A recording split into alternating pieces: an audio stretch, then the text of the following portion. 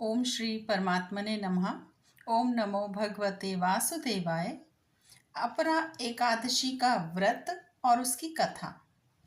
युधिष्ठिर महाराज ने पूछा कि हे जनार्दन, ज्येष्ठ मास के कृष्ण पक्ष की एकादशी का क्या नाम है तथा इसके व्रत की विधि और महात्म को सुनाइए।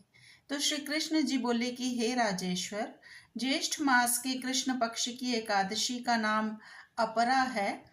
यह पुण्य देने वाली और पाप को नष्ट करने वाली है, धन देने वाली है, इसी कारण इसका नाम अपरा है।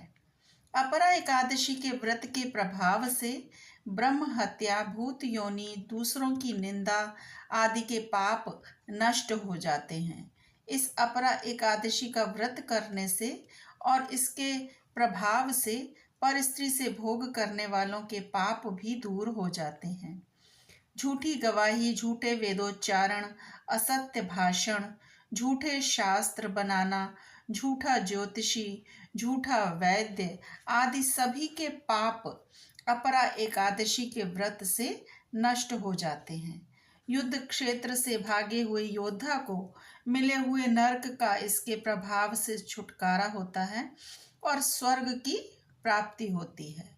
जो फल तीनों पुष्करों में स्नान करने से या कार्तिक मास में स्नान करने से और गंगा जी के तट पर पितरों को पिंडदान करने से, सिंह राशि को गुरुवार को गोमती नदी में स्नान करने से, कुंभ में श्री केदारनाथ जी के दर्शन करने से तथा बद्रिकाश्रम में रहने से अथवा चंद्र सूर्य ग्रहण के समय कुरुक्षेत्र में स्नान करने से जो फल प्राप्त होता है, वही फल ज्येष्ठ मास की कृष्ण पक्ष की अपरा एकादशी का विधि पूर्वक व्रत करने से मिलता है।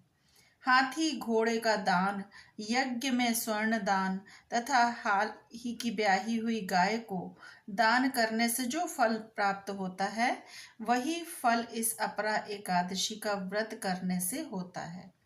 तो हे राजन, यह अपरा व्रत पाप रूपी अंधकार को हटाने के लिए सूर्य के समान तेजवान तथा पाप रूपी मृग का वध करने के लिए सिंह के समान है। अतः मनुष्य को इस अपरा एकादशी के दिन श्री विष्णु भगवान का भक्ति पूर्वक व्रत करना चाहिए, जिससे विष्णु लोक की प्राप्ति होती है। ओम नमो भगवते वासुदेवाय। श्री कृष्ण अर्पणम अस्तु। हरे कृष्ण।